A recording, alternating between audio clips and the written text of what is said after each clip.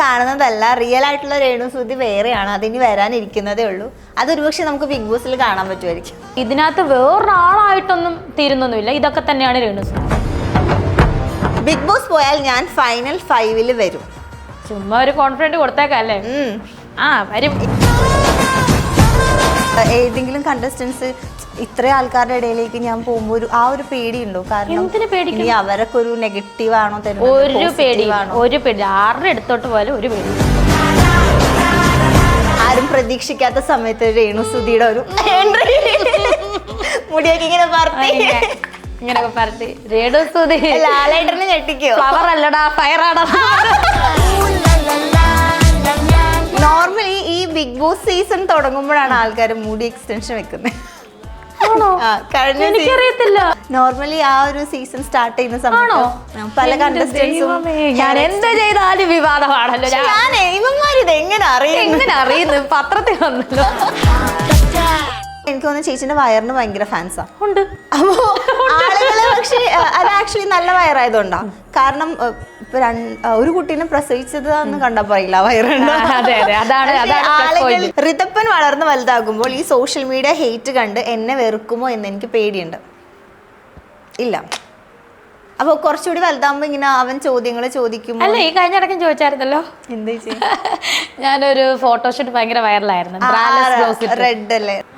അമ്മ ബ്ലൗസ് ഇടാതിരുന്നത് അവർ ഇതെങ്ങനെ കണ്ടു?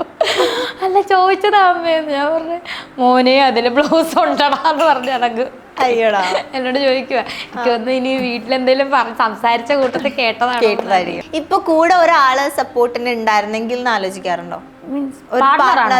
സുധിച്ചേട്ടന് പകരം വെക്കാൻ ഒരാൾക്കും സാധിക്കില്ല.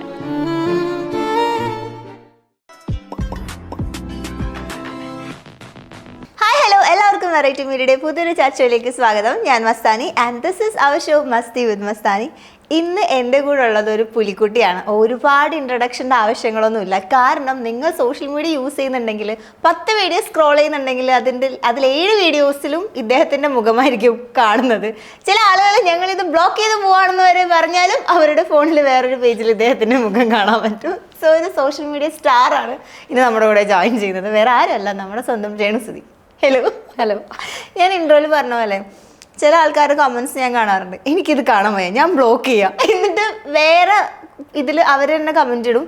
അതായത് ഇതെന്താ, എങ്ങനെ ബ്ലോക്ക് ചെയ്താലും ഇത് വരുന്നുണ്ടല്ലോ, ഇത് എന്താ അതിൻ്റെ കമന്റ് ഇടുന്നവർ ഇത് കണ്ടിട്ടല്ലേ കമന്റ് ഇടുന്നത്, പിന്നെ എന്തിനാ കാണാൻ വരുന്നത്?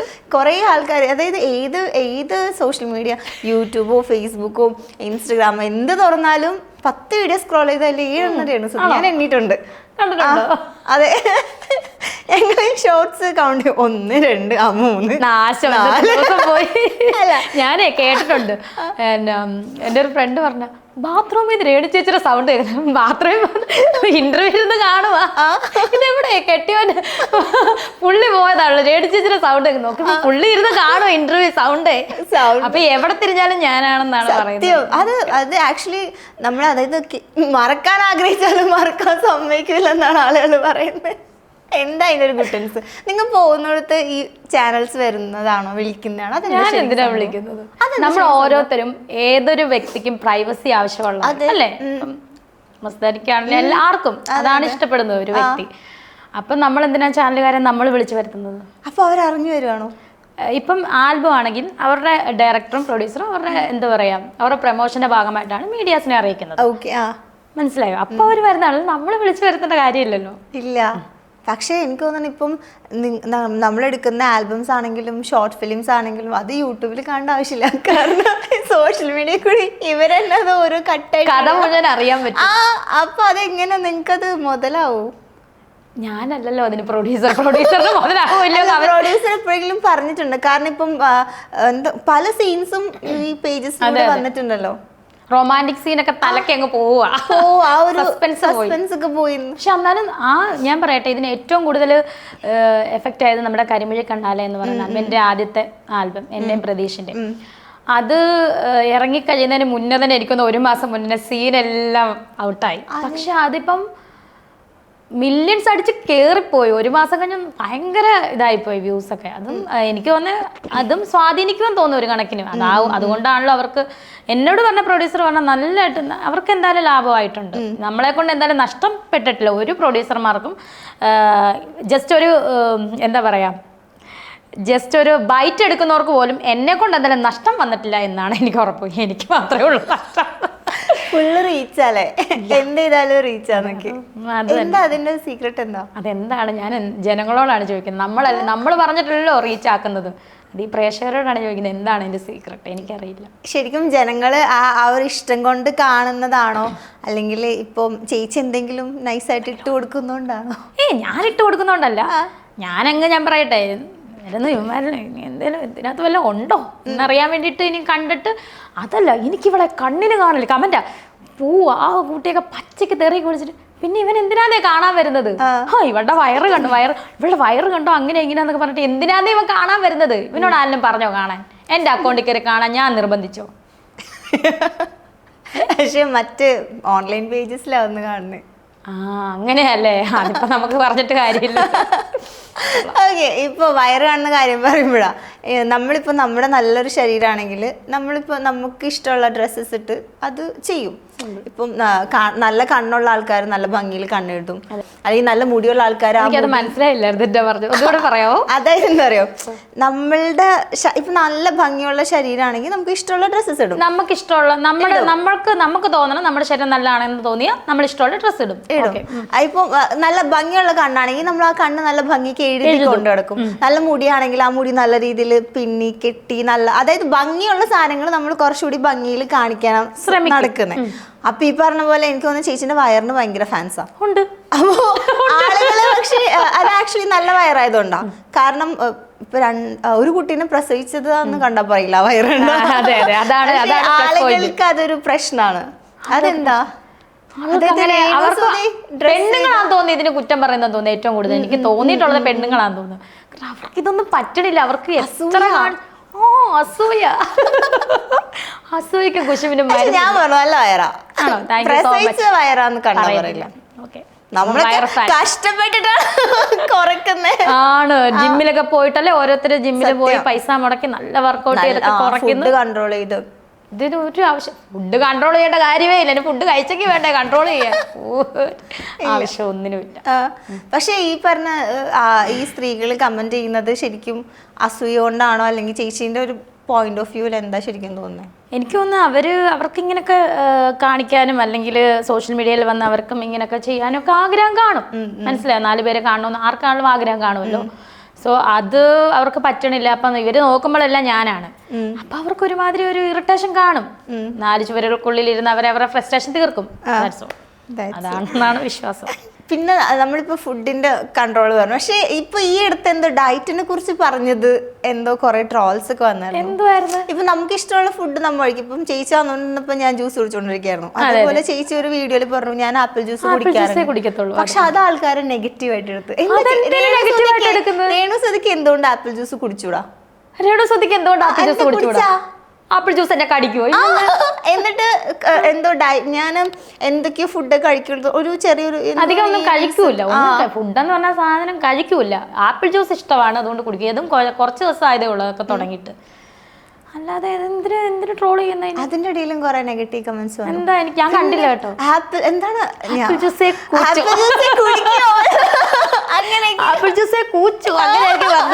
വന്നിട്ടുണ്ട് ആണല്ലേ?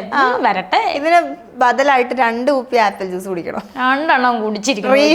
അതാണ്. ഇപ്പൊ ശരിക്കും ഡയറ്റ് ഒക്കെ നോക്കി തുടങ്ങിയോ? എവിടെ?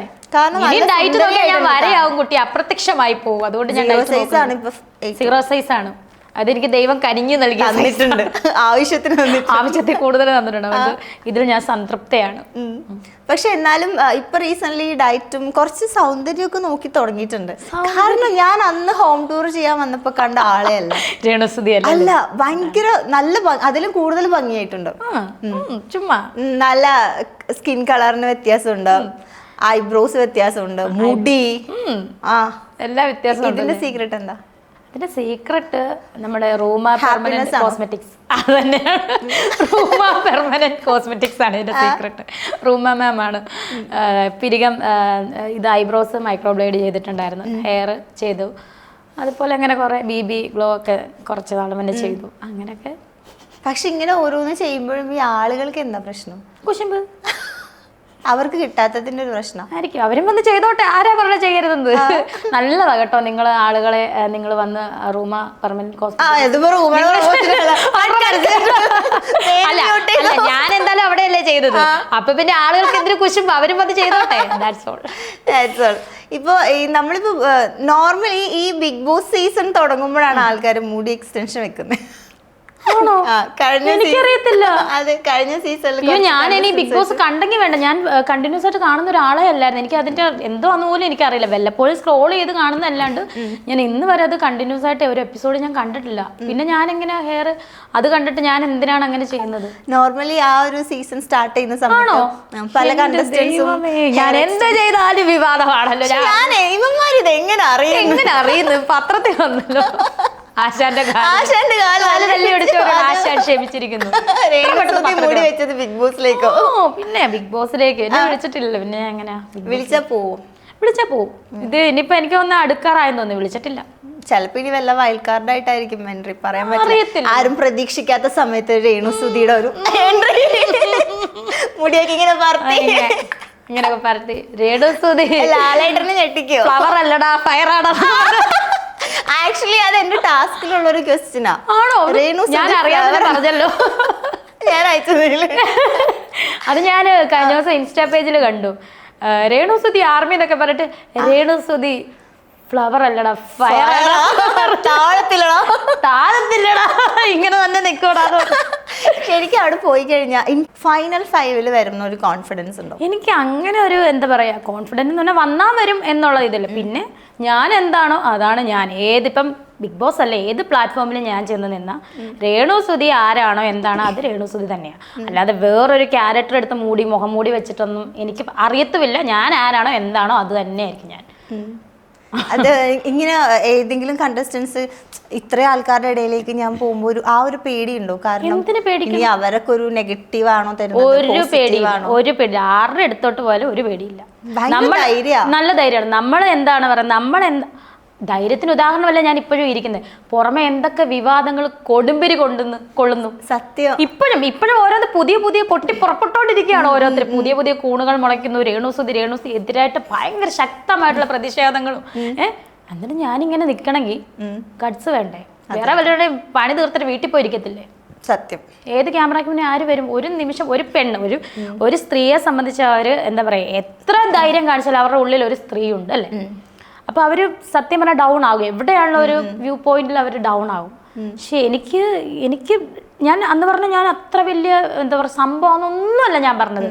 എനിക്കുള്ളിൽ ഒരു ധൈര്യം പകരാൻ എന്തായാലും ഞാൻ തന്നെ വേണം അല്ലേ? എനിക്ക് വേറെ ആരുമില്ല, ഞാൻ ഒറ്റയാണ്.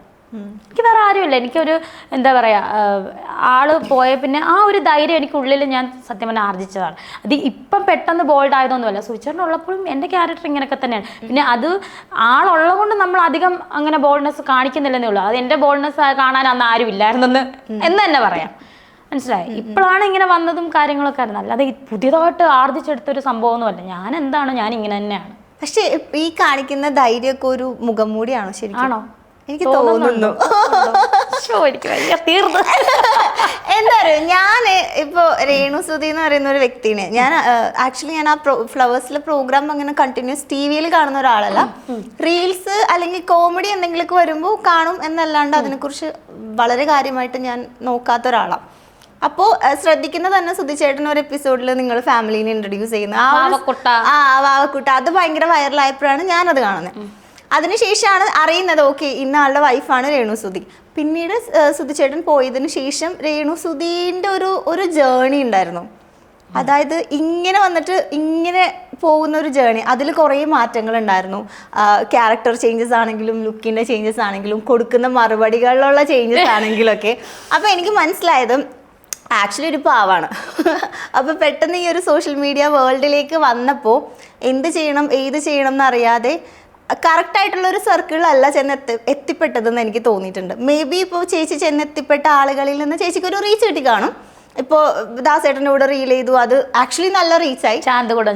പക്ഷെ ആ റീച്ച് അങ്ങനെ ഒരു റീച്ച് അല്ലായിരുന്നു വേണ്ടത്. അതായത് എനിക്ക് മനസ്സിലായിടത്തോളം ചെന്നെത്തിപ്പെട്ട സർക്കിള് കറക്റ്റ് അല്ലായിരുന്നു. വേറൊരു സർക്കിളിലേക്കാണ് എത്തിപ്പെട്ടതെങ്കിൽ ഈ റീച്ച് കുറച്ചുകൂടി പോസിറ്റീവായിട്ടുള്ളൊരു റീച്ചിലേക്ക് പോയേനെ. അപ്പോൾ ഈ മുല്ലപ്പൂമ്പൊടി ഏറ്റുകിടക്കും കല്ലിനുമുണ്ട് അതെനിക്ക് ഫീൽ ചെയ്തിട്ടുണ്ട്. ഇനി എൻ്റെ തോന്നലാണോ എന്ന് എനിക്കറിയില്ല. ഒരു പ്രേക്ഷക എന്ന നിലയിൽ ഞാൻ നോക്കി കാണുമ്പോൾ എനിക്ക് അങ്ങനെ ഫീൽ ചെയ്തിട്ടുണ്ട്. എന്താ അതിനെക്കുറിച്ച് പറയാനുള്ളത്? ഇതിപ്പോ എന്താ പറഞ്ഞത്? ഞാൻ ആദ്യം ഒന്ന് ആലോചിച്ചു എന്തൊക്കെയാണോ പറഞ്ഞത്, മനസ്സിലായി എന്തോ അങ്ങനെ തോന്നിയിട്ടുണ്ടോ? എത്തിപ്പെട്ട സ്ഥലം ചിലപ്പോൾ കറക്റ്റ് അല്ല. ഓരോരുത്തരെ പലരുടെയും കാഴ്ചപ്പാടല്ലേ. ഇപ്പം നെഗറ്റീവ് ഇടുന്നവർ കാഴ്ചപ്പാടിൽ അവർ ചെയ്യണു, പോസിറ്റീവ് ഇടുന്നവർ സപ്പോർട്ട് ചെയ്യുന്നു. അല്ലാതെ ഇപ്പം നമ്മൾ ഇത് ഇപ്പം ഇങ്ങനെ ഒരു രീതിയിൽ എത്തിപ്പെടണമെന്ന് പറഞ്ഞ് ചെയ്തോന്നും അല്ലല്ലോ. നമ്മൾ റീല് ചെയ്തു, സത്യം. അതിന് മുന്നേ ഞാൻ ഒരു തിയേറ്റർ ആർട്ടിസ്റ്റാണ് ഞാൻ. കൊച്ചിൻ സംഗമിത്രയെ പോലെയുള്ള വലിയൊരു നാടക സമിതിയുടെ ഒരു ആർട്ടിസ്റ്റായിരുന്നു ഞാൻ. മെയ് മാസം കൊണ്ട് എഗ്രിമെന്റ് കഴിഞ്ഞു. ഒരു 1.5 വർഷത്തേക്ക് ഞാൻ നാടകത്തിൽ ഇല്ലാന്ന് പറഞ്ഞു. വേറെ സമിതി വിളിച്ചപ്പോൾ ഇല്ലാന്ന് പറഞ്ഞ് കുറച്ച് ബ്രേക്ക് എടുത്ത് നിൽക്കുകയാണ്. ഞാൻ നാടക നടിയും കൂടെയാണ്. അപ്പോൾ ആ സമയത്താണ് ദാസേട്ടൻ കോഴിക്കോടിൻ്റെ കൂടെയുള്ള ഈ ഒരു ചാന്ത് കുടഞ്ഞൊരു സൂര്യൻ മനത്ത് ഹോട്ടെന്നൊക്കെ പറയാൻ പറ്റുമെന്ന് എനിക്കറിയില്ല. എന്തായാലും അങ്ങനെ ആയിരുന്നു. എന്തായാലും അതെടുത്ത് അമ്മാനെ മാടി. അപ്പോൾ തൊട്ടാണ് ഈ ഒരു പ്രശ്നങ്ങളും കാര്യങ്ങളും ഏറെ കയറാനുള്ളതും പിന്നെ ഭയങ്കര വൾഗർ രീതിയിലുള്ള കമൻസും ഒക്കെ അന്നേരം തൊട്ട് പച്ചയ്ക്ക് തെറി വിളിക്കുക എന്നൊക്കെ പറയുന്ന സാധനമാണ്. അപ്പോൾ എനിക്ക് തോന്നുന്ന ഓരോരുത്തരുടെ കാഴ്ചപ്പാട് കൊണ്ടാണ്. ഞാൻ എന്താണ് ചെയ്യുന്നത് ശരി അതെനിക്കറിയാം. ഇപ്പം മറ്റുള്ളവരുടെ കണ്ണിൽ അങ്ങനെ കാണുന്നെങ്കിൽ നമ്മളിപ്പോൾ ഒന്നും പറയാൻ പറ്റില്ല. പിന്നെ എത്തിപ്പെട്ട സർക്കിൾ അത് ഞാൻ പറയട്ടെ, എന്നെ സംബന്ധിച്ച് ഞാൻ ഇവിടെ ഹൈപ്പിൽ നിൽക്കണമെന്ന് പറഞ്ഞ് വന്ന ആളൊന്നുമല്ല. ഒരു ഒഴുക്കിനനുസരിച്ച് വന്നു ഇവിടെ നിൽക്കുന്നു. ഇനിയിപ്പം നാളെ എടുത്ത് താഴെ ഇട്ടാലും, ഈ പൊക്കി എടുക്കുന്നവർ താഴെ ഇട്ടാലും, താഴെ ഇടുന്നവർ പൊക്കി വെച്ചാലും നമ്മളിങ്ങനെ രേണുസുതിയായിട്ട് തന്നെ നിൽക്കും. ഒരുപാട് നല്ല നല്ല ആൾക്കാരുടെ സപ്പോർട്ടുണ്ട് ഇപ്പോഴും. ഒരുപാട് താങ്ക്സ്. ഒരുപാട് ഞാൻ സത്യം പറഞ്ഞാൽ എന്നെ ഈ നെഗറ്റീവ് പറയുന്നതല്ലാതെ നേരിട്ട് ഇന്നീ നിമിഷം വരെ ഒരു മനുഷ്യനും നേരിട്ട് വന്നിട്ട് ഒരു നെഗറ്റീവ് എന്നെ പറഞ്ഞിട്ടുമില്ല. എല്ലാവർക്കും നല്ല സ്നേഹമായിട്ട് തന്നെയാണ് ഇരിക്കുന്നത്. ഒരുപാട് സന്തോഷം. ഓക്കെ. അപ്പൊ ഈ പറഞ്ഞ പോലെ അങ്ങനെ ഒരു കുറ്റബോധം ഒന്നും തോന്നിയിട്ടില്ല? നമ്മൾ തെറ്റ് ചെയ്താലേ കുറ്റബോധം. അല്ല, തെറ്റല്ല. ഇപ്പൊ നമ്മൾ ചെന്നെത്തിപ്പെട്ട ഒരു ആളുകൾ ഇപ്പം ദാസേടിന് ശേഷം പിന്നെ ആലിൻ ജോസ് പെരേര, പേര് വേണമെങ്കിൽ മ്യൂട്ട് ചെയ്തോ, കുഴപ്പമില്ല. പക്ഷെ ഇങ്ങനെയുള്ള ആളുകൾ എന്ന് പറയുമ്പോഴേക്കും പൊതുവേ നെഗറ്റിവിറ്റി നമ്മളിപ്പോ ഒരു വാല്യൂ കൊടുക്കാത്ത ആൾക്കാരാണല്ലോ. അപ്പൊ അവരുടെ കൂടെ ചേച്ചിയും കൂടി ചെന്നെത്തുമ്പോ ഞാൻ അവരെ ഒരു ആർട്ടിസ്റ്റ് ആയിട്ടാണ് കാണുന്നത്. ഇല്ല, ഞാൻ അവരുടെ കൂടെ അഭിനയിച്ചിട്ടുണ്ട്. വേറെന്ന് പറഞ്ഞ മൂവിയിൽ അഭിനയിച്ചിട്ടുണ്ട്. എനിക്ക് അങ്ങനെ എന്താ പറയാ, അങ്ങനെ വില കുറച്ച് കാണുന്ന അങ്ങനൊന്നും എനിക്കില്ല. അവരെയൊക്കെ ആർട്ടിസ്റ്റായിട്ട് ഞാൻ കാണുന്നു, അത്രേ ഉള്ളൂ. അല്ലാതെ നമുക്ക് ഓരോരുത്തർക്കും ഓരോ വ്യക്തിപരമായിട്ടുള്ള കാഴ്ചപ്പാടുണ്ടല്ലോ. ഇപ്പം ദാസേട്ടനാണെങ്കിലും അലിനാണെങ്കിലും പ്രതീക്ഷ ആണെങ്കിലും ഇവരെയൊക്കെ ഞാൻ ആർട്ടിസ്റ്റായിട്ട് കാണുന്നു, അഭിനയിക്കുന്നു. അതല്ലാതെ വേറൊരു മറ്റൊരു കാഴ്ചപ്പാട് ഞാൻ കാണുന്നില്ല. മറ്റുള്ളവരുടെ കണ്ണിൽ ഞാൻ കാണുന്നില്ല. ഞാൻ എൻ്റെ കണ്ണിൽ എൻ്റെ കൃഷ്ണമണി കൂടെയാണ് ഞാൻ കാണുന്നത്. വേറൊരാളെ കണ്ണിനകത്തോടെ കാണാൻ പറ്റില്ല. ഇല്ല. ഓക്കെ. ഇപ്പൊ ഞാൻ ചെയ്യട്ടെ, ഇപ്പം ഇത്രയും വിവാദങ്ങൾ ഉണ്ടാവുന്നു, ഇത്രയും ആൾക്കാർ നെഗറ്റിവിറ്റി പറയുന്നു. ഇപ്പൊ നേരത്തെ പറഞ്ഞു, നമ്മൾ സ്റ്റാർട്ട് ചെയ്യുന്നതിന് മുന്നേ പറഞ്ഞു കടലിന്റെ നടുക്ക് കൊണ്ടിട്ടാലും എനിക്ക് ധൈര്യം ഉണ്ടെന്ന് എന്തോ ഒരു സ്റ്റേറ്റ്മെന്റ് പറഞ്ഞായിരുന്നു. അപ്പൊ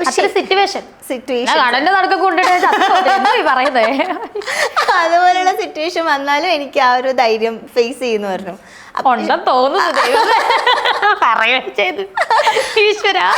അല്ല, ഈ ഒരു ധൈര്യം ഇപ്പൊ നേരത്തെ പറഞ്ഞ സുധിച്ചേട്ടൻ ഉണ്ടായിരുന്ന സമയത്തും ഞാൻ ഏകദേശം ബോൾഡ് ആയിരുന്നു.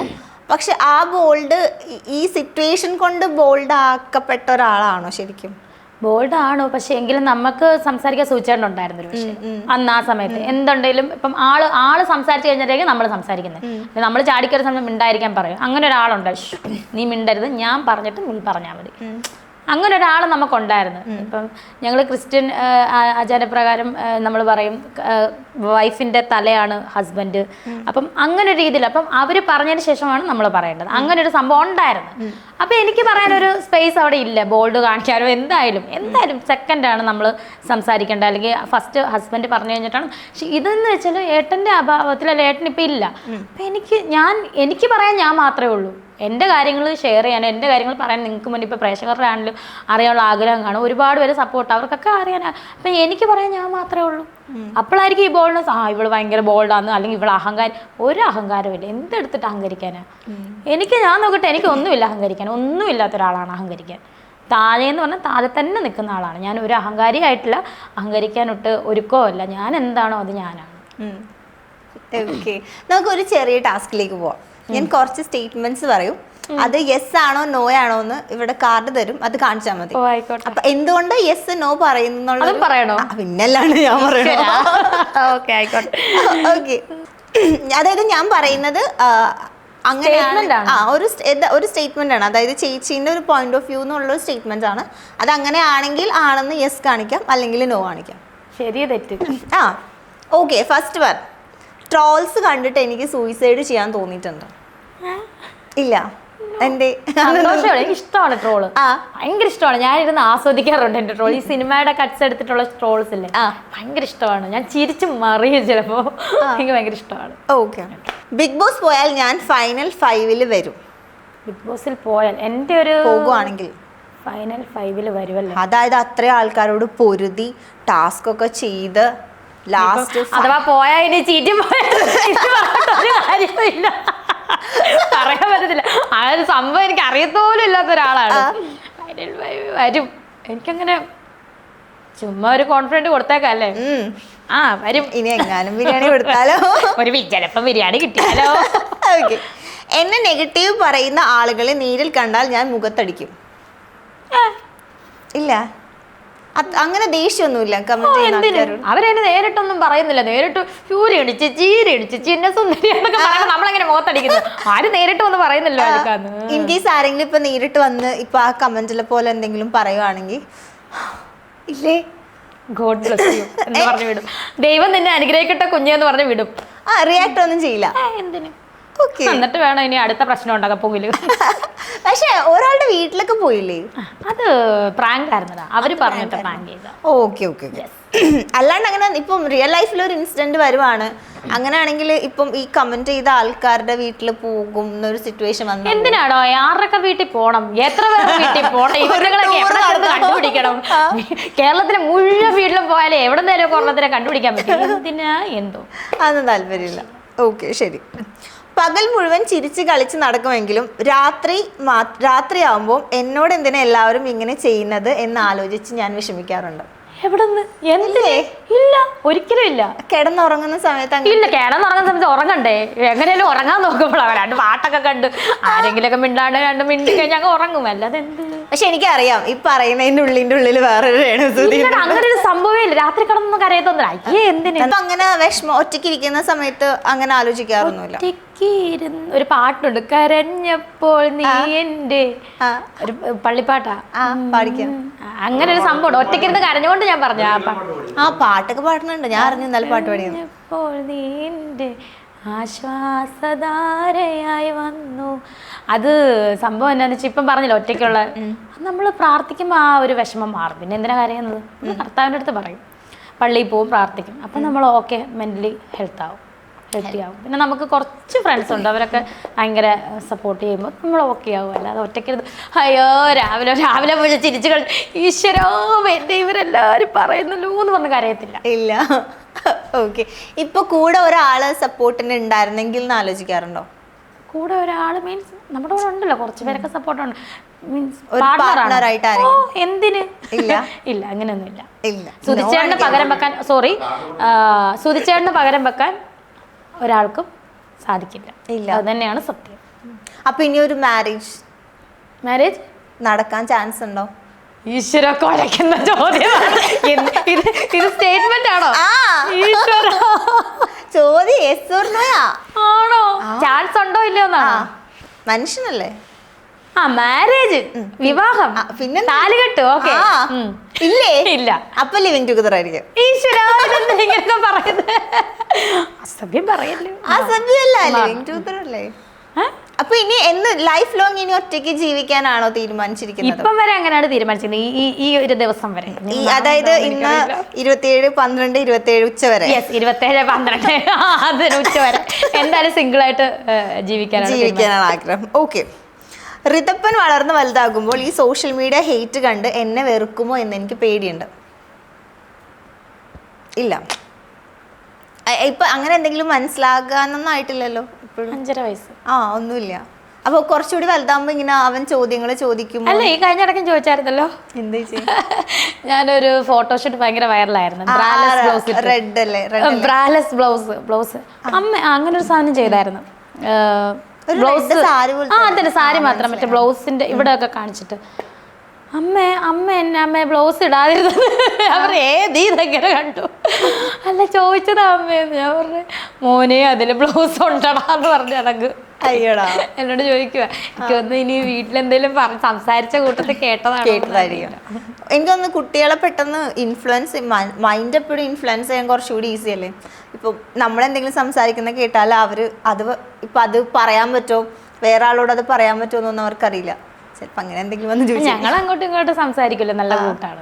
ഓക്കെ, എല്ലാവരും കൂടി ചേർന്ന് മൂത്ത മകനെ മനസ്സിൽ വിഷം കുത്തി വെക്കുവാണെന്ന് എനിക്ക് പലപ്പോഴും തോന്നാറുണ്ട്. എല്ലാരും കൂടി ചേർന്ന് ഈ ഒരു കുറെ മീഡിയാസിന്റെ കാര്യമുണ്ട്, വ്ളോഗേഴ്സ്. എല്ലാരും ഇല്ല, കുറച്ച് വ്ളോഗേഴ്സ് ആവശ്യമില്ലാത്ത കാര്യം. പക്ഷെ അവൻ ഒരിക്കലും അതിലൊന്നും വീഴത്തുമില്ല, അവനൊട്ട് മൈൻഡ് ചെയ്യത്തുമില്ല. ഇല്ല, അവൻ കിച്ചുവിന് എന്നെ അറിയാം, എനിക്ക് കിച്ചുവിനെ അറിയാം. ഞങ്ങൾ തമ്മിലൊരു ബോണ്ട് സുധിച്ചേട്ടനായിട്ട് ഞങ്ങൾക്ക് ഇടയിൽ നിന്ന് കൊണ്ടുവന്നതാണ്. അതായത് സുധിച്ചേട്ടൻ പറഞ്ഞു ഇത് നിന്റെ അമ്മ, വൗട്ട ഇതെൻ്റെ നിന്റെ മോൻ. ആ ഒരു ഞങ്ങളെ തമ്മിൽ ഒന്നിപ്പിച്ച് അല്ലെങ്കിൽ ബന്ധിപ്പിച്ച ഒരേ ഒരു ഘടകം സുധിച്ചേട്ടനാണ്. അതിപ്പോഴും ഞങ്ങൾക്കിടയിലുണ്ട്. അവൻ്റെ അച്ഛനും എൻ്റെ ഹസ്ബൻഡും ഒരാളായതുകൊണ്ട് ഞങ്ങൾക്കിടയിൽ അത് ഇപ്പോഴും ബോണ്ടുണ്ട്. സോ ഞങ്ങൾക്കല്ലാതെ തന്നെ എന്താ പറയുക, അമ്മ മകൻ എന്നുള്ള ബന്ധം, എന്താ പറയുക, അവൻ ആദ്യമായിട്ട് എന്നെ കണ്ടപ്പോൾ അമ്മ എന്ന് വിളിച്ച ആ ഒരു വിളി ഇന്ന് ഈ നിമിഷം വരെയും അമ്മ എന്നേ വിളിക്കത്തുള്ളൂ. അപ്പം എൻ്റെ മൂത്ത മോനാണ് അവൻ. എന്നെ ലൈഫിൽ ആദ്യമായിട്ട് എന്നെ അമ്മ എന്ന് വിളിച്ചത് എൻ്റെ കിച്ചുവാണ്. അത് കഴിഞ്ഞിട്ടാണ് മോൻ വന്നത്, ഇളയാൾ വന്നത്. അപ്പം അവനോടൊരു കുറച്ച് തരി സ്നേഹം കൂടുതൽ അവനോട് തന്നെയാണ്. അത് അവനും അറിയാം, എനിക്കും അറിയാം, സുധിച്ചേട്ടനും അറിയാം. പിന്നെ ഞാൻ എന്തിനാണ് അത് ടെൻഷൻ അടിക്കുന്നത്? പക്ഷെ കുത്തിത്തിരിപ്പിക്കാൻ നോക്കുന്നുണ്ട് കുറച്ച് വ്ളോഗേഴ്സ്. അതൊന്നും എഫക്റ്റ് ആവത്തുമില്ല. എത്ര വിഷം കുത്തിവെച്ചാലും അവൻ എൻ്റെ മോൻ തന്നെയാണ്, ഞാൻ അവൻ്റെ അമ്മ തന്നെയാണ്. അത്ര കോൺഫിഡന്റ്. പക്ഷേ ഈ ഇടയ്ക്ക് എന്തോ ഫോൺ റെക്കോർഡൊക്കെ ആരൊക്കെയോ റിയാക്ട് ചെയ്യുന്നുണ്ടായിരുന്നു. ഫോൺ കോൾ അറിയില്ലടാ, ഞാൻ കണ്ടില്ല, കാണാറില്ല. ഒന്നും പിന്നെ കേൾക്കുന്ന ഏറ്റവും വലിയ കമന്റാ, ഞാനൊന്നും കാണാറില്ല എന്ന് പറയും. പക്ഷെ എല്ലാത്തിനെ കുറിച്ച് അറിയാം, എല്ലാരും പറയും. എന്റെ ഫ്രണ്ട്സ് ഒക്കെ ഇത് തന്നെയല്ലേ പറയുന്നത്. അവർക്കറിയാം, ലിങ്ക് അയച്ചു തന്നെ ഞാൻ കാണില്ല എന്നറിയാം. അപ്പൊ വോയിസ് അയക്കടി ഇന്ന പോലെ ഒരു സംഭവം ഉണ്ട് എന്ന് പറഞ്ഞായിരിക്കും. അപ്പൊ നമ്മൾ കേൾക്കാറുണ്ട്. ഓക്കെ, സൊസൈറ്റി എന്നെ ഒറ്റപ്പെടുത്താൻ വളരെയധികം ശ്രമിക്കാറുണ്ട്. നോ, തിരിഞ്ഞു എങ്ങനെ? ഓക്കെ, ഇല്ല, സൊസൈറ്റി ഫുൾ അല്ലെങ്കിലും ഇങ്ങനെ ഏതെങ്കിലും പെർട്ടിക്കുലർ ആളുകൾ അങ്ങനെ തോന്നിയിട്ടുണ്ട്. പർട്ടിക്കുലർ ആളുകൾ ഇപ്പൊ രണ്ടും ഉണ്ട്. സൊസൈറ്റിയിൽ എല്ലാവരും ഒന്നുമില്ല, എന്നാലും പകുതി പേര് എന്നെ ഒറ്റപ്പെടുത്താൻ നോക്കുന്നുണ്ട്, നന്നായിട്ട് ശ്രമിക്കുന്നുണ്ട്, നല്ല രീതിയിൽ ശ്രമിക്കുന്നുണ്ട്. എന്താ അത് തോന്നാനുള്ളൊരു നെഗറ്റീവ് തന്നെ. കമന്റ്സ് തന്നെ. കമന്റ്സ് ഇപ്പൊ എന്തുവാടാ, ഇപ്പൊ എന്റെ ഇൻസ്റ്റാഗ്രാമിൽ എന്റെ കണ്ടിൽ കാണുന്ന കമന്റ്സിന് ഞാൻ ഇപ്പൊ ഈയിടെ നല്ല ഇതിലിരിക്കുകയാണ്, ഞാൻ റിപ്ലൈ കൊടുക്കും, നല്ല രീതിയിൽ റിപ്ലൈ കൊടുക്കും. എന്റെ ഇൻസ്റ്റാഗ്രാമിൽ വരുന്ന കമന്റ്. അല്ലാതെ ഇപ്പം വേറെ എന്ത് എന്നാലും ഇപ്പം പറഞ്ഞില്ല, പേജുകളിലൊക്കെ വരുന്നത് നമുക്ക് അതിന്റെ ആവശ്യമില്ല, എന്തെങ്കിലും കാണിക്കട്ടെ എന്ന് വെക്കും. എന്റെ ഇൻസ്റ്റാഗ്രാമിൽ നേരിട്ട് ഞാൻ റീലിട്ടാ പറയുന്നതിന് ഞാൻ കൊടുക്കുന്നുണ്ട്, വല്ലപ്പോഴും കേട്ടോ. എനിക്ക് തോന്നി വന്നാൽ ഞാൻ കൊടുക്കും. നല്ല കമന്റ്സിനെല്ലാം ലവ് ചിഹ്നവും ലവ് യു ഉമ്മയൊക്കെ കൊടുക്കും. ഐ ലവ് യു പറയുന്നത് ഐ ലവ് യു ഉമ്മ കൊടുക്കും. അത് കഴിഞ്ഞിട്ട് ഈ എന്തെങ്കിലും നെഗറ്റീവ് വന്ന റിപ്ലൈക്ക് നല്ല വർത്താനം ഞാൻ പറയും. തെറിയും അതൊന്നുമല്ല, കുറിക്ക് കൊള്ളുന്ന സാധനം ഞാൻ കൊടുക്കും. നമ്മക്കിട്ട് വെച്ചതിന് പിന്നെ ഞാൻ എല്ലാവരും പറയും എന്തിനാണ് കമന്റിന് റിപ്ലൈ കൊടുക്കുന്നത്, നമ്മുടെ വില പോകത്തില്ലേ? അപ്പം ഞാൻ പറയാം ശരിയാണ്, പക്ഷെ എല്ലാം കണ്ടുകൊണ്ട് മിണ്ടാതിരിക്കാൻ പറ്റൂലല്ലോ. എന്തെങ്കിലും പറഞ്ഞാൽ നമ്മളിത് കാണുന്നുണ്ടെന്നും നമുക്ക് കുറിക്ക് മറുപടി കൊടുക്കാൻ അറിയാമെന്ന് അവറ്റകൾ അറിയണ്ടേ എന്ന് ഞാനിങ്ങനെ ആലോചിച്ച് കൊടുക്കാറുണ്ട്. എൻ്റെ വളർച്ചയിൽ അസൂയ പൂണ്ടാണ് പലരും പല കള്ളങ്ങളുമായി രംഗത്തേക്ക് വരുന്നതെന്ന് പലപ്പോഴും തോന്നിയിട്ടുണ്ട്. പലപ്പോഴും തോന്നിയിട്ടുണ്ട്. കള്ളങ്ങളാണോ സത്യങ്ങളാണോ എന്താണ്, അതൊക്കെ അവരവരുടെ കാര്യങ്ങളാണ്. ഇപ്പം പൊങ്ങി വരാൻ കാരണം ഓരോന്ന് പുതിയതായിട്ട് കൂണുകൾ മുളയ്ക്കാൻ കാരണം അത് തന്നെയാണ്, അസൂയ തന്നെയാണ്. കാരണം ഇതൊക്കെ അദ്ദേഹം ജീവനോട് ഇരുന്നപ്പം ഇതൊക്കെ പൊങ്ങി വന്ന നിസ്സാരം. നമുക്കതിനൊരു എന്താ പറയുക, അതിനൊരു എന്താ അതിന് പറയുന്നത്, ഒരു അടിസ്ഥാനമുണ്ട്, അല്ലെങ്കിൽ ഒരു അന്നൊരു വിലയുണ്ടെന്ന് മനസ്സിലാക്കാം. ഇത് അദ്ദേഹം മരിച്ച് 1 വർഷവും കഴിഞ്ഞ് 2 വർഷവും കഴിഞ്ഞ് മുന്നോട്ട് കാലങ്ങൾ പൊക്കോണ്ടിരിക്കുന്ന ഈ സമയത്ത് ഇതൊക്കെ പൊങ്ങി വന്നാൽ എനിക്ക് മറുപടി പറയാൻ കാണത്തില്ല. കാരണം എനിക്കറിയില്ല, എൻ്റെ ലൈഫ് അല്ലായിരുന്നത്. എൻ്റെ ലൈഫിനെ പറ്റി ചോദിച്ചാൽ എനിക്കറിയാം. ഇത് അദ്ദേഹത്തിൻ്റെ പഴയ ലൈഫിനെ പറ്റിയൊക്കെ ചോദിച്ച് പുതിയതായിട്ട് കുമിളകൾ പൊങ്ങി വന്നാൽ പോലും എനിക്ക് പറയുന്നതിനൊരു പരിധിയുണ്ട്. എനിക്കറിയാവുന്ന കാര്യങ്ങളിൽ എനിക്ക് പറയാൻ പറ്റും, അതിൽ കൂടുതലൊന്നും എന്നെ കൊണ്ട് പറയാൻ പറ്റില്ല. അസൂയ കൊണ്ടായിരിക്കും ഇപ്പം ഇത് പൊങ്ങുന്നത്, അന്നേ നേരത്തെ പൊങ്ങേണ്ടതല്ലേ, എൻ്റെ അഭിപ്രായമാണിത്. എന്നുവെച്ചാലേ ഒരു ഇന്റർവ്യൂവിൽ അവർ പറഞ്ഞൊരു സ്റ്റേറ്റ്മെന്റ് ആണ്, എന്താ ഞാൻ പണ്ടേ ഈ ഒരു ഫീൽഡിലുള്ള ആളാണ്, എൻ്റെ ആളുകളുടെ അടുത്തേക്കാണ് രേണു സുധി വർക്കിന് പോകുന്നതെന്ന് അവരൊരു ഇന്റർവ്യൂവിൽ പറഞ്ഞു. ഞാൻ എന്ത് ചെയ്യും, ഇത് ഈ പറഞ്ഞ വ്യക്തിയുടെ പേര് പോലും ഞാൻ ഒരു സോഷ്യൽ മീഡിയയിൽ പ്രസ്താവിക്കുന്നില്ല. ഈ ഒരു വ്യക്തി ആരെ വ്യക്തിഹത്യ ചെയ്തിട്ടല്ല, ഇപ്പം ഈ പറഞ്ഞ എൻ്റെ പേരെടുത്ത് പറയുന്ന ഈ വ്യക്തി അങ്ങനെ പഴയ ഫീൽഡ് എനിക്കറിയത്തില്ല. ഞാൻ ഇന്ന് വരെ ഒന്നിലും കണ്ടിട്ടില്ല, എനിക്ക് അറിയത്തുമില്ല. ഇനിയിപ്പോൾ അവർ വലിയ വലിയ ആൾക്കാരായിരിക്കും, എനിക്ക് അറിഞ്ഞുകൂടാ. ആണെങ്കിലും അല്ലെങ്കിൽ എനിക്ക് അറിയത്തില്ലാത്ത കാര്യം അവരുടെ കൂടെ അഭിനയിച്ചവരുടെ കൂടെ ആയിരിക്കും ഞാൻ പോകുന്നത്. അതിനെന്താണ്, അതെൻ്റെ ജോലിയല്ലേ, എൻ്റെ ജോലിയുടെ ഭാഗത്ത് ഞാൻ പോകുന്നു. ഇനിയിപ്പോൾ അവർ വിളിച്ചാൽ ഇനിയും പോകും, ഇനിയിപ്പോൾ അവർ വിളിച്ചില്ലേ പോകത്തില്ല. നമുക്ക് എന്നെ ബാധിക്കുന്ന കാര്യമല്ലേ ഇതൊന്നും. എന്നെ ബാധിക്കുന്ന കാര്യമാണെങ്കിലേ ഞാനിതൊക്കെ ചിന്തിക്കാവുള്ളൂ. അയ്യോ ഇതൊക്കെ ഞാൻ ഇപ്പോഴാണ് അറിയുന്നത് കേട്ടോ, ഇങ്ങനെയൊക്കെ ഈ സ്റ്റേറ്റ്മെൻറ്റ് എന്നെ ബാധിക്കുന്ന കാര്യമല്ല. അവർ വലിയ ആളാണെങ്കിൽ അവർക്ക് കൊള്ളാം, അത്രേ ഉള്ളൂ. ഞാൻ എന്തായാലും വലിയ ആളൊന്നുമല്ല, ഞാൻ താഴേന്ന് വരുന്ന ആൾ, താഴെയുള്ള ആൾ തന്നെയാണ്. ഞാനൊരു വലിയ ആളുമായിട്ടില്ല, ഞാൻ ഇങ്ങനെ തന്നെ നിൽക്കുന്ന ഒരാളാണ്. ഓക്കെ. അടുത്തത്, ഒരു വ്യക്തിക്ക് ഒരു കൂട്ടില്ലാതെ ഒരുപാട് കാലം ഒറ്റയ്ക്ക് ജീവിക്കാനാകുമെന്ന് ഞാൻ കരുതുന്നില്ല. അതായത് ഇപ്പോൾ ഒരു ആൾക്കൊരു പാർട്ട്ണർ ഇല്ലാതെ ഒരുപാട് നാൾ മുന്നോട്ട് ഒറ്റയ്ക്ക് ജീവിക്കാൻ പറ്റുമെന്ന് വിചാരിക്കുന്നില്ല. എന്നെ സംബന്ധിച്ച് പറ്റുമെന്ന് തന്നെയാണ് എൻ്റെ വിശ്വാസം. ഒരു 10 വർഷം കഴിഞ്ഞാൽ ഇത് പറയോ? പറ്റും. 10 വർഷം കഴിഞ്ഞാൽ ഇപ്പം 34 വയസ്സ്, 10 വർഷം ജീവനോടുണ്ട്. എത്ര വയസ്സ്? 44 വയസ്സോ? 44. ഒറ്റയ്ക്ക് ജീവിക്കാന്നേ. 44 മക്കളുണ്ടല്ലോ. എന്നാലും നമുക്കൊരു കൂട്ടിനൊരാൾ വേണ്ടേ? കൂട്ടുകാരുണ്ടല്ലോ. ഇനി എന്നെ കൂട്ടുകാർ നമ്മുടെ ലൈഫിലേക്ക് വരില്ല. നമുക്കൊരു പാർട്ട്ണർ ഞാൻ പറഞ്ഞ ഇന്ന് 27-ാം തീയതി അല്ലേ, ഇന്ന് വരെ ഉള്ളത് ഇല്ലാന്ന് തന്നെ നാളെ എനിക്ക് പറയാം. പക്ഷെ ഞാൻ ചില റീൽസിന്റെ ക്യാപ്ഷൻസ് ഒക്കെ ആണെങ്കിലും മിസ് യു, പിന്നെ എന്തോ പ്രണയം ഉണ്ടെന്നൊക്കെ പറഞ്ഞത് എന്താണ്? സുചേട്ടനെ മിസ് ചെയ്യാലോ, ഒരുപാട് മിസ് ചെയ്യാം. പ്രണയം സുചേട്ടനെ പ്രണയിക്കാലോ. പക്ഷെ ഒരു പ്രണയം ഉണ്ടോന്ന് ചോദിച്ചപ്പോ ഉണ്ട്, വെയിറ്റിംഗ് ആണ്, പറയാവുന്നൊക്കെ ഇട്ട് കൊടുക്കണ്ടേ? അതല്ല, ആ സമയത്ത് നമുക്ക് തോന്നും, നമ്മൾ പറയും, ഇട്ട് കൊടുക്കും, അത്രേ ഉള്ളൂ. അപ്പൊ പ്രണയമൊന്നും ഇല്ല. ഇതാരാ എന്താണെന്നൊന്നും പ്രണയം എന്ന് പറഞ്ഞൊരു വികാരം എനിക്കില്ല. ഉള്ള കാര്യം പറയില്ല, സുധിച്ചേട്ടനോട് മാത്രം തോന്നിയ ഒരു സാധനമാണ്. അല്ലാതെ പ്രണയം എന്ന് പറയുന്നത് ഒരു പരിശുദ്ധമായിട്ടുള്ളൊരു ഫീലിങ്സ് ആണ്. അത് വളരെ എനിക്കില്ല ആരോടും. ഈ ജീവനോടിരിക്കുന്ന എല്ലാവരും ഇല്ലേ, സുചേട്ടൻ മരണപ്പെട്ടു പോയി, ബാക്കിയുള്ളവരില്ലേ, അവരോട് ആരോടും എനിക്കിങ്ങനെ ഒരു പ്രണയം എന്നൊരു വികാരം എനിക്കില്ല. പിന്നെന്താ ഒന്നുമില്ല. കൊള്ളാലോ. ഓക്കെ. എൻ്റെ മനസ്സിനിണങ്ങിയ ഒരാളെ കണ്ടാൽ ഞാൻ നാളെ മറ്റൊരു വിവാഹ ജീവിതത്തിലേക്ക് പോയേക്കാം. അതും നോയാണ് പറയുന്നത്. മനസ്സിന് നമുക്ക് ഇണങ്ങും, പക്ഷെ നാളെ ആ ആൾ എങ്ങനെയായി തീരും, നമ്മുടെ മക്കളെ സ്വന്തം മക്കളെ പോലെ കാണുമോ എന്നൊക്കെയുള്ള ചിന്ത വരും. നമുക്ക് നമ്മുടെ ലൈഫല്ല ഏറ്റവും വലുത്. എൻ്റെ ലൈഫ് ഏതായാലും ഇങ്ങനെ ആയിപ്പോയി, തീർന്നു. കാരണം വിധി ഇങ്ങനെ ആക്കി. പക്ഷെ 34 വയസ്സായിട്ടുള്ളൂ. 34 വയസ്സില്ലേ? അത് വലിയ വയസ്സാണോ? പിന്നെ എന്നെ സംബന്ധിച്ചത് വലിയ വയസ്സാണ്. കണ്ടാ തോന്നൂല്ലല്ലോ. കണ്ടാ തോന്നത്തില്ല. ഞാൻ കണ്ടാ തോന്നിക്കോളൂ, എനിക്ക് വിഷയമൊന്നുമില്ല, സന്തോഷം കണ്ടാൽ. അപ്പം എന്തുവാ ഇപ്പൊ എന്നാ പറഞ്ഞു വന്നേ? അല്ല, മനസ്സിനിണങ്ങിയ ഒരാളെ കണ്ട. അപ്പം നമുക്ക് മനസ്സിനിണങ്ങിയെന്ന് വെച്ചാൽ ഒരാളെ കണ്ട, മനസ്സിനുണ്ടെങ്കിൽ ഇവനെ കല്യാണം കഴിക്കാം. 2 പകല് കഴിയുമ്പോഴത്തേന് എൻ്റെ കുഞ്ഞുങ്ങളെ നോക്കത്തില്ല, എനിക്കിട്ടും വഴക്ക് എന്തെങ്കിലുമൊക്കെ ആയിക്കഴിഞ്ഞാൽ പിന്നെ വീട്ടിൽ ഇരുന്ന് കരഞ്ഞ് ദുഃഖിച്ചിട്ട് കൂട്ടുണ്ടെന്ന് പറഞ്ഞ് കെട്ടുന്ന മനസ്സിനാണെങ്കിൽ ഇവനെ കെട്ടിയേക്കാം സെറ്റ് എന്ന് പറഞ്ഞ് കെട്ടിയിട്ട് 2 പകല് കഴിയുമ്പോൾ അവൻ ഇട്ടിട്ട് പോയി കഴിഞ്ഞാൽ പിന്നെ കരഞ്ഞോണ്ടിരുന്നിട്ട് കാര്യമുണ്ടോ? ഇല്ല. ചിന്തിച്ച് നോക്കണം. അതാണ്. പിന്നെ സുധിച്ചേട്ടന് പകരമാവൻ എനിക്ക് തോന്നുന്നില്ല ഇങ്ങനെ ആവുമെന്ന് ആരും. ഞാൻ കിച്ചുവിനെ 2 കൈ നീട്ടിയാണ് സ്വീകരിച്ചത്. അതുപോലെ പുതിയ ഒരാൾ വരുമ്പോൾ എൻ്റെ കിച്ചുവിനെ എൻ്റെ ഋതുവിനെയും ഒരുമിച്ച് ചേർക്കുമെന്ന് എനിക്ക് ഒരു തോന്നലും ഇല്ല ഇപ്പോഴത്തെ കാലത്ത്. ഇല്ല, എനിക്ക് അങ്ങനെ പ്രപ്പോസൽസ് ഒക്കെ വരാറില്ലേ? അപ്പോൾ വരുന്നുണ്ട്. കല്യാണം എന്തൊക്കെയാ കല്യാണ ആലോചനയായിട്ടൊക്കെ വരുന്നുണ്ട്. ഇല്ലാന്ന് പറയും. ഇപ്പൊ ഇല്ല, താല്പര്യം. അല്ല, ഇപ്പൊ എപ്പോഴേലും ഇനിയിപ്പം തോന്നുവാണെങ്കിൽ ഞങ്ങളെ അറിയിക്കണേന്നും പറയും. ഞങ്ങളെന്ന് പറഞ്ഞാൽ കുറച്ച് പേരുണ്ടല്ലോ അവരൊക്കെ. പക്ഷെ ഇപ്പൊ ഇങ്ങനെ ഒരു കാര്യം പറഞ്ഞല്ലോ, നാളെ ഇനി മറ്റൊരു ജീവിതത്തിലേക്ക് പോയി കഴിഞ്ഞ് ഇതേ ആൾക്കാർ തന്നെ ഇത് കുത്തിപ്പൊക്കോളൂ വരും, ഉറപ്പായിട്ട് പൊക്കും. അത് നമുക്കറിയാലോ.